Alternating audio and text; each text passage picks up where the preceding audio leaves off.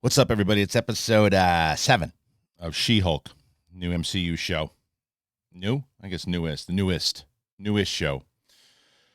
How are you? Good to see you. If you're brand new to the channel, you've never been to this channel before, then do me a favor and hit that subscribe button. Where is that subscribe button? Right over there. See it? Great. Hit it. Perfect. Thank you. You're welcome. All right, She-Hulk, man. So, again, if you're brand new to the channel, I'll give you a breakdown. The first 2 episodes I really liked a lot. I enjoyed it. I thought that it was a good balance. I didn't agree with people when they said, it's too silly. It's this, it's that. This is not for me. Blah, blah, blah, blah, blah. After the first 2 episodes, because I thought it was a good balance between what they were going for with this take in the sitcom world, and the Ally McBeal type stuff meets Marvel. I thought it was a good blend, and I thought that it felt like it was in the Marvel Cinematic Universe. From 3 on, it's just been a completely different show that, as I said, and I know people go like, why does it always say it's not for me? Because it's not. I don't think it's not for me anymore. Just say it's a bad show. I don't think that everybody thinks it's a bad show. I think there's a lot of people that are enjoying this show. I am not one of those people anymore. I'm starting to actively not like the show. And it's not that just, and I'm not one of these people, where's Daredevil? I need Daredevil to make this show good. That's not the case.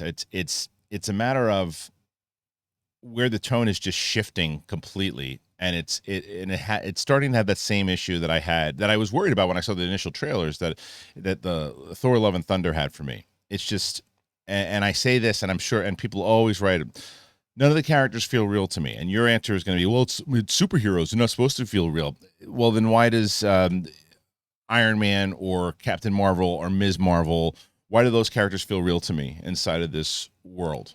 This just doesn't, because you're going for comedy. Well, why did episodes 1 and 2 feel real for me? That's all I'm saying. And I'm not telling you have to feel that way. I'm telling you how I'm feeling at the moment is that it almost feels like the writers were watching The Boys and they're like, oh, we should do something like The Boys, but we can't go that graphic with it and we can't get that edgy with it. But let's go with The Boys, because there's people, and I know there's people from the comics that are showing up in this thing, but they're just so silly. And it's like people, I feel like Horatio Sands could have played the Man-Bull character in 1998 and still fit this tone.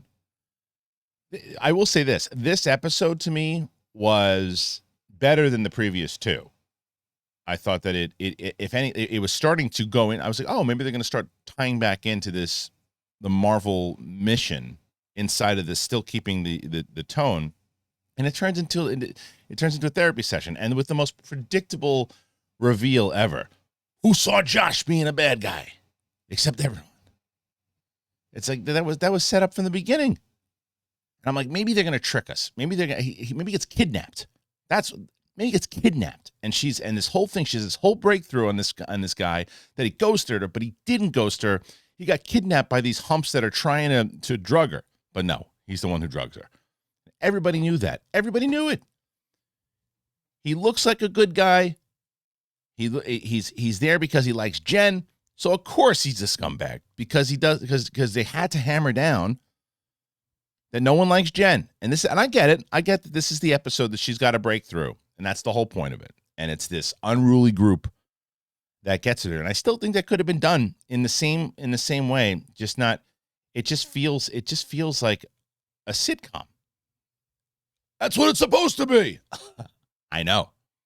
I'm just saying, it feels like like when you watch a sitcom, and even honestly, even a sitcom, and I guess that's the thing. So when I watch Friends back in the day, right? If I watch Friends, or I obviously know that there's these ridiculous, silly moments that are happening throughout the show, but I believe that the characters are real. So that's kind of. But I will say this, out of all that, I thought Tatiana Maslany, again, her portrayal of Jennifer Walters is great. I feel like her character is real. It's just when you start getting into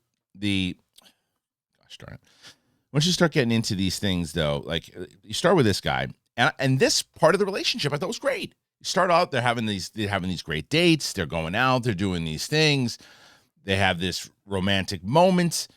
And this whole setup, this whole thing is like, okay, she's finally finding someone who appreciates her for her.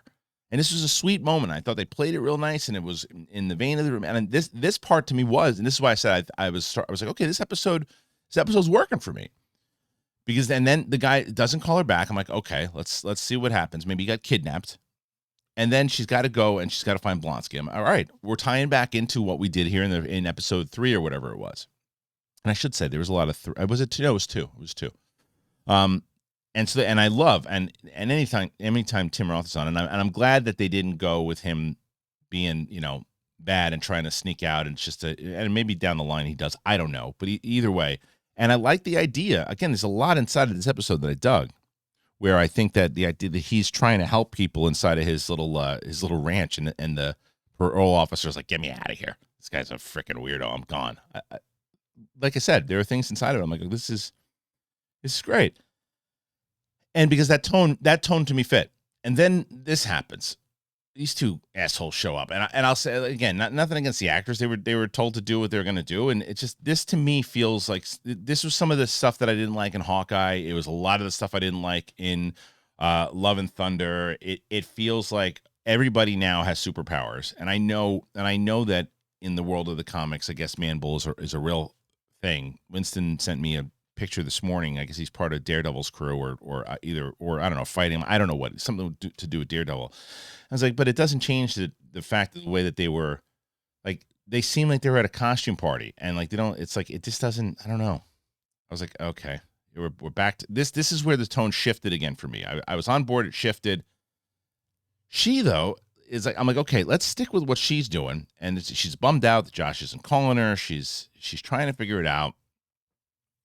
And then, like I said, I think that what they did that was great, and well, not great, but at the end of the last episode, they're setting you up like there's somebody coming after her, and you get that again. It's Josh is part of it at the very end of it all, but it's like, it's just another one of these episodes of like, okay, trademark episode, wedding episode, breakthrough therapy episode, and it's like, that's what the show is. So when people are like, well, what is this show? That's what the show is. So if you're enjoying that, then if you like that, then you're enjoying the show, and I get it. I understand. I know a lot of people love the show, and it's for this reason. So they just like this kind of kick back, watch the show, and say, and I am, and by no means, and that's what I think, that's what the main difference is. I think that a lot of times it's, if you find people who like the show, don't yell at them for it. I watch it now, and every time I have been watching these episodes, I'm really watching for Tatiana Maslany. I watched for Tim Roth today as well, because I thought he did. I thought that idea of him working with her, I think they could have just done that. Him and her, just him almost been like a Miyagi type of figure, and that kind of reverse idea of, here's this really evil dude at one point who is now becoming like a mentor to her, and someone who's trying to get this peaceful thing towards her. It could have just been the two of them. You didn't need the vampire and the porcupine and the the guy who shows up, who, and I think when they first had that episode, when the dude that shows up, and she even says, you're not gonna remember this guy. Him and his friends try to jump me in an alley. I remember that was one of the first episodes. I think it was episode 3, when I went, uh-oh, I hope they don't go down this type of tone. And then the whole show has been that. And so when he shows up, it's like, it's no surprise. He's like, no, I'm good now. I thought it was a sweet moment that they'll work together with her, and they're like, and they finally go, just appreciate you for who you are. Like, I mean, I thought that was sweet, I'm not gonna lie, I laughed when dude takes his mask off at the end. Everyone's like, maybe you should put it back on. It stinks in here. But like, why is he a porcupine? For the gimmick? Where's the deep? But yeah, I mean, there was some moments that were funny. It just took me out of the trying to accomplish, because this moment was sweet. She's just like, look, man, I'm trying to figure this out. I got this side of my personality that can, like that, and turn it on, and everybody loves me. But I can't get anybody to love the real me, and I feel like it's cheating. I thought it was a real moment that you know what it was? I think that maybe had this episode been like episode 4 or 5, and like, this was one of, like, it was Blonsky gets freed. She goes to talk to him in 4 or 5. And then we kick into this storyline of her being chased down by the people who are trying to get her. Because now you only have, like, 2 episodes left to wrap this whole thing up. And again, it's balance. Had you been maneuvering, I can't remember who said that. I think it was R&B who said it. Like, I think that last episode, the wedding episode, was an opportunity for them to blend both of it, where you could have had Jen Walters being the attorney who was trying that case of the apologies guy. And then at the same time, balancing it with the Marvel storyline. And I think that's the way that you balance it.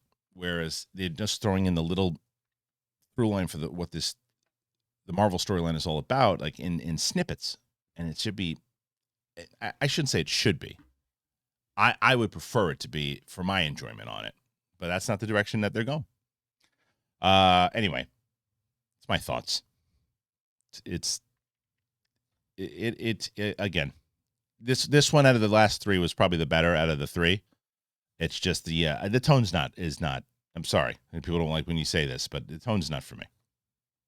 And what I mean by it's like, why can't you just say it's bad? It's bad for me. There you go. The last three episodes have not been good for me, but people love it. I talk to people all the time, and I'm going to have a conversation on Capes and Cowls on Friday, and I'm guaranteeing I'm having both Eric Zipper, Coy's out this week, so Eric Zipper and Winston are going to be on. I bet you they loved it. People are loving this show, and it's doing really well. So, what are you going to do? Joke's on me. I'm glad people are liking it, but I don't know, man. What do you guys think? I want to know. Let me know. Tell me about it. Did you like the last episode? Was this the one that maybe you liked better than the other two? What do you think about the tone, though? What do you think about the Man Bull and the Matador and all that? Did that work for you? Because it didn't work for me. But I think it's gonna. If I was to guess, and this is what I want to see in the comments, if I was to guess, I'm gonna guess that the majority of people who watched this episode didn't have a problem with those guys and that they liked it. This is my thing. That you guys, if you've been watching me long enough, you know with certain bits of comedy and balance and all those things that if it's not there, I'm out. So that was the case for me. But let's hear from you. So go ahead and comment. And by the way, if you haven't already, please do me that favor. Subscribe to the channel. It's right there. Peace out, everybody. I appreciate you. We'll see you on the flip side. Peace.